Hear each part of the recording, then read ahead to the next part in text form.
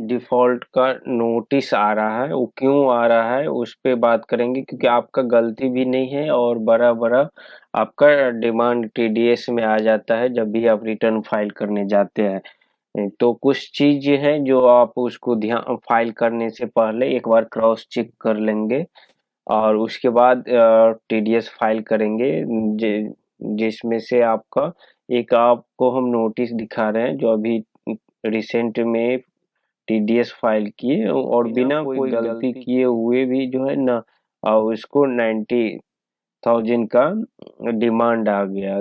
तो उसमें क्यों आया है इसके बारे में हम देखेंगे।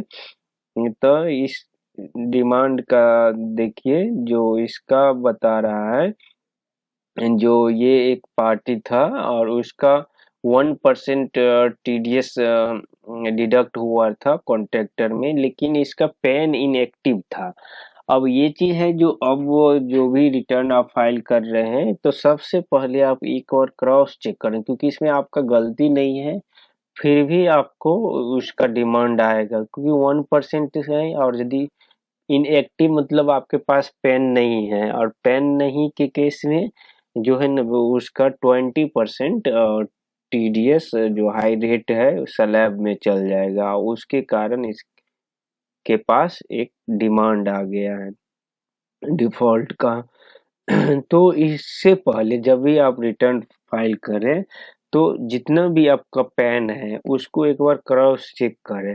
हाँ, ये पूरा पैन का पॉसिबल नहीं भी है तो आप जो नया आपके पास कस्टमर है उसका जो भी पार्टी है जो नया फाइल कर रहे हैं तो उसको जरूर एक बार आप चेक कर लीजिए जो जो एडिशनल पार्टी में इसका पैन नंबर सही है कि नहीं है।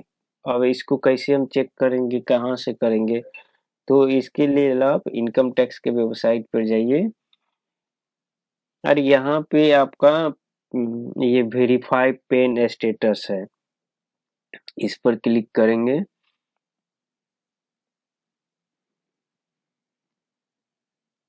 और इसी तरह इसका हम पेन वेरीफाई कर लेंगे जो ये पार्टी इस तरह से वेरीफाई स्टेटस कर लेंगे तो ओटीपी जाएगा। अब आप यहाँ पे ओटीपी डाल देंगे। हम इसका ओटीपी डालते हैं। अब जैसे ओटीपी डालिएगा तो आपका ये बता देगा जो pen is active and detail are as per pen, मतलब जो आप पेन का डिटेल डाल रहे हैं तो ये पेन एक्टिव है। यदि यहाँ आपका रेड में आ जाए, ये देखिए ग्रीन में आ जाता है, बहुत अच्छा बना है। यदि आप पेन इनएक्टिव है तो रेड कलर में ही पूरा लिख देता है इनएक्टिव का। तो इस तरह से आप पेन वेरीफाई करेंगे। ये तो हम दूसरा पेन दिए क्योंकि उस सामने वाला का हमको डेट ऑफ बर्थ नहीं पता था।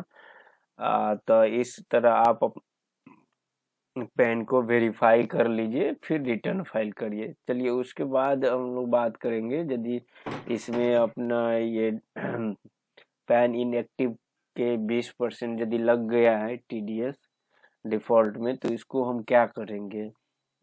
तो उस कंडीशन में सिंपल आपको अपना टीडीएस रिटर्न रिवाइज करना होगा। कल उस पार्टी से आप बात करिए जो भाई आपका पेन इनएक्टिव है, आप दूसरा पेन दीजिए, ठीक है। नहीं यदि उनके पास दूसरा पेन है तो उनको 20% आप टीडीएस उनसे लेंगे और उसमें डिपार्टमेंट के जमा कर दीजिए। यदि दूसरा पेन दे रहे हैं तो या पेन वो एक्टिव कर लिया है तो आप फिर पुनः रिवाइज रिटर्न डाल दीजिए तो डिमांड आपका विड्रॉ हो जाएगा।